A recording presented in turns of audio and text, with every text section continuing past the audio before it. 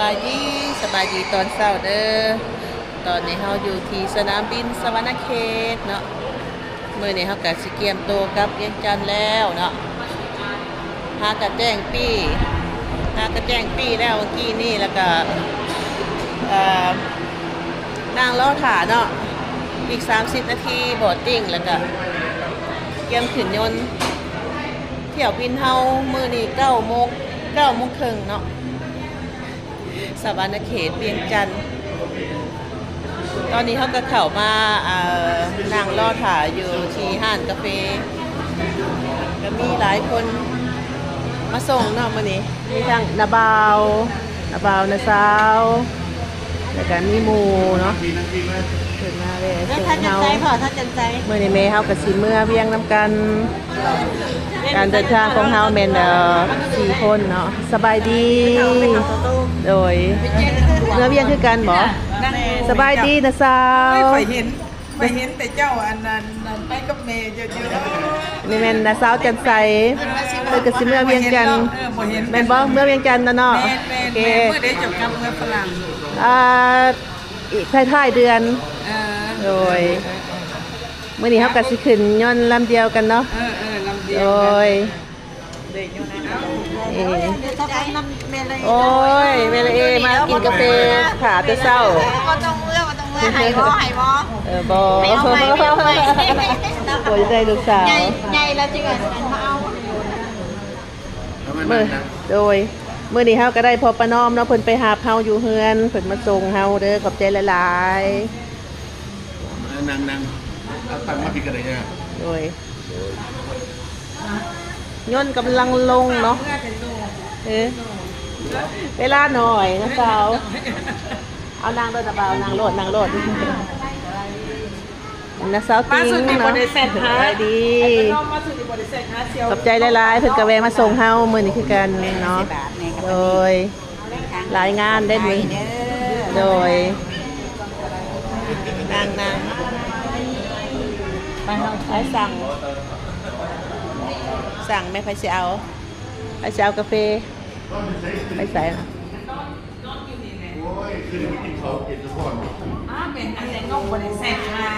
นางกินกาแฟขาน้อยหนึ่งเนาะ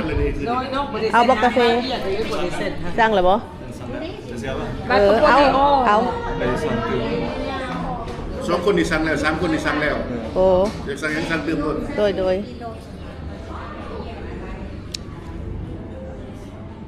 ๋ยวเราก็สิมาสั่งกาแฟนะเพื่อนเนาะมี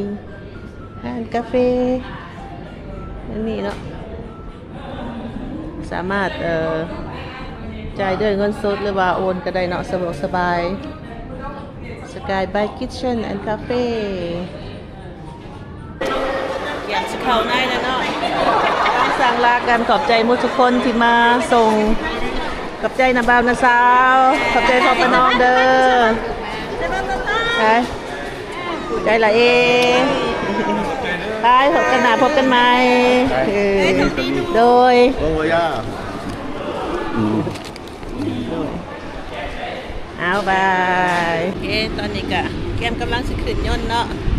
บายบายสวรรณเขตแล้วพบกันใหม่เด้อโอ้ยมีเวลาหน่อยพอเนาะขอบใจมูทุกคนแล้วก็พี่น้องเนาะเปิด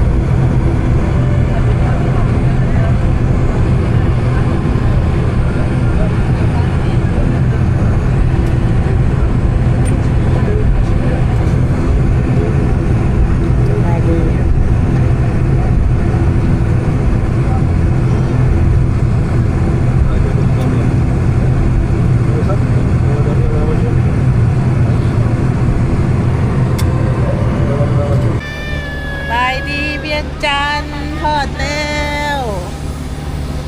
แล้วลงยางก็เลยลงยาง ตอนนี้เขาก็ฮอดสนามบินเวียงจันทร์แล้วเนาะใส่เวลา45นาทีมื้อนี้ขึ้นมาเป็นชั่วโมงหนึ่งเนาะฮอดไวเอาถ่ายรูปก่อนนะถ่ายรูปก่อนเอาจะเปล่าเด้อ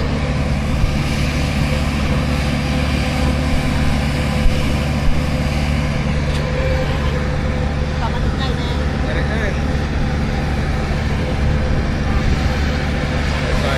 บอกเป็นยังจัดเอา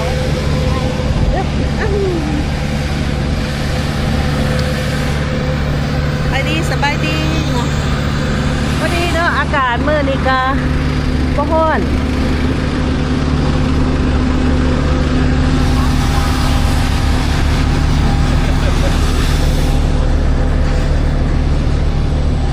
เดี๋ยวกับพี่น้องมาหับเนาะเตรียมเขาไปเอากระเป๋าข้างในก่อนข้างเขาเพื่อนเนาะไปย่างไปดิ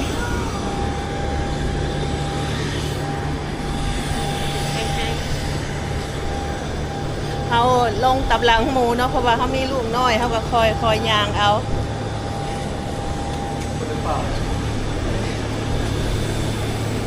ทางย่างเพื่อนนี่ก็เปลี่ยนไปตลอด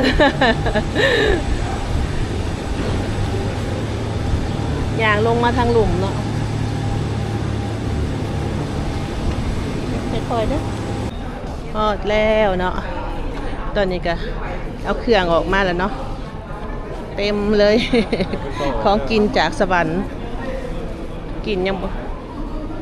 หาพี่น้องมาหับเนาะโอ้ยอยู่ดีเพิ่นก็มีห้านขายเครื่องร้ายอยู่เนาะแล้วก็มีแท็กซี่บริการมายางมาทางนี้ไว้เรือจากมาจองปีกบินทางนี้ก็ได้เนาะด้านนี้เป็นทางออกนะส่วนด้านนั้นเป็นทางเขาถ้าใครจะเดินทางไปต่างแปลงแมนไปปองตัวนั่นเนาะสมมติว่าเขามีการเดินทางต่อตอนนี้เขาออกมาถามพี่น้องเขาทางนอกเนาะยังบ่เห็นเพิ่นมาเถื่อการเดินทางของเฮากับการเดินทางของเฮาแต่สวรรณเขตมานี่ก็สะดวกสบายเนาะใส่เวลา45นาทีบ่ฮอดชั่วโมงซ้ำต่อเพื่อเอาเครื่องออกกับผู้ที่ชั่วโมงหนึ่งเนาะก็ขอบใจพี่น้องเนาะขอบใจหมู่เพื่อนที่มาส่งมื้อนี้เนาะเฮาก็เพิ่นก็บางคนก็ตื่นแต่เช้ามาส่งเฮาเนาะขอบใจหลายๆเด้อแล้วก็ตอนนี้เฮาก็สิขอปิดคลิปก่อนเนาะค่ะพี่น้องมารับแล้วเฮาก็สิกลับเมื่อพักผ่อนเนาะ